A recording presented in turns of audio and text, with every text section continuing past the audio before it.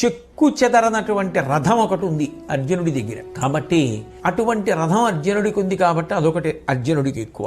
ఇక అటువంటి గొప్ప విషయాలలో ఇంకొకటి, ఆయన దగ్గర ఉన్నటువంటి గుర్రములు అవి మరణించవు. ఎందుకంటే అది కూడా దేవదత్తములు కాబట్టి ఆ గుర్రములు మరణించేటటువంటి అవకాశం లేదు. ఈ మూడు అర్జునుడి యందు ఎక్కువ ఉన్నవి. బలమైనటువంటి సాధన సంపత్తి కలిగినటువంటి వాడు. ఒకటి అక్షయవాణ తూణీరములు, 2 రథము, 3 గుర్రములు. ఇవి నాకు లేవు. కానీ అది పెద్ద విషయమేం కాదు దుర్యోధన మహారాజా, అవేం పెద్ద అర్జునుడికి ఉన్నాయి మనకి లేవు ఎలా అని బెంగపెట్టుకోవలసినంత విషయం ఏం కాదు. ఎందుకనంటే ఓ రాజా, అర్జునుడికి ఉన్నది ఏమిటి?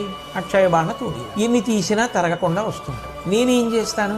నా వెనక బోరుడని బళ్ళు పెట్టుకుంటాను. ఆ బళ్ళ నిండా అనేకమైనటువంటి ఆయుధములు పెట్టుకుంటాను. నా దగ్గర రథంలో ఆయుధాలు అయిపోతుంటాయి. ఆ బళ్ళలోంచి తెచ్చి మళ్ళీ ఆయుధాలు నింపేస్తాను.